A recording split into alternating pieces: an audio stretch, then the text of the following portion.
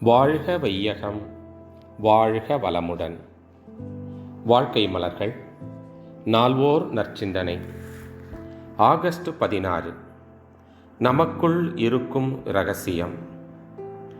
எந்த ஒரு பொருளை உணர்ந்தால், எந்த அறிவை பெற்றால் எல்லாவற்றையும் உணர்ந்து கொள்ள முடியுமோ, எல்லாவற்றையும் ஐயமின்றி தெரிந்து கொள்ள முடியுமோ, அந்த பொருள் அறிவை அறிந்து கொள்ளக்கூடிய அறிவு எனும் பொருள்.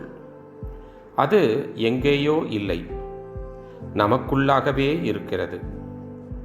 ஒரு சிறிய உதாரணத்தோடு பார்ப்போம். ஒரு பெரிய செல்வந்தர் புகைவண்டியில் முதல் வகுப்பு பெட்டியில் பயணம் செய்வதற்கு பதிவு செய்து இருந்தார். அவர் நிறைய பணம் எடுத்துச் செல்வதை அறிந்த மற்றொருவர் அதே நாளில் அதே பெட்டிக்கு பதிவு செய்து கொண்டார். அந்த நாளில் இருவரும் பயணம் செய்தார்கள். அப்போது பணக்காரர் தன் பையில் இருந்த பணத்தை எடுத்து எண்ணி பார்த்தார். எதிரில் இருந்தவர், பணக்காரர் பணம் எண்ணுவதற்கு தடையாக இருக்கக்கூடாது, எல்லா பணத்தையும் வெளியில் எடுத்து எண்ணட்டும் என்று பாத்ரூமுக்குள் போய் இருந்து கொண்டார். அதன் பிறகு வந்தார். சிறிது நேரம் கழித்து பணக்காரர் பாத்ரூம் போனார். அதன் பிறகு சிறிது நேரம் கழித்து வந்தார். மீண்டும் மறுமுறை பணத்தை எடுத்து எண்ணினார். மற்றவர் மீண்டும் உள்ளே போய்விட்டு பிறகு வந்தார். மீண்டும் பணக்காரர் உள்ளே போனார்.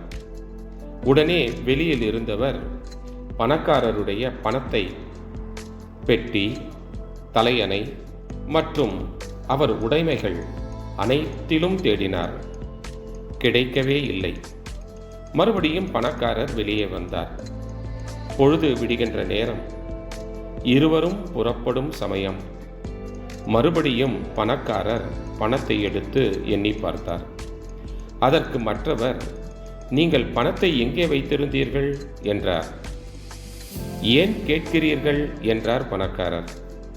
நீங்கள் 2 தடவை பணத்தை எண்ணியதை பார்த்தேன். உண்மையில் நான் ஒரு திருடன், அதை எடுக்கத்தான் வந்தேன்.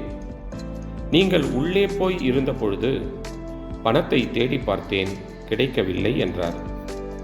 உன்னை பற்றி எனக்கு நன்றாக தெரியும், நீ திருடன் என்று.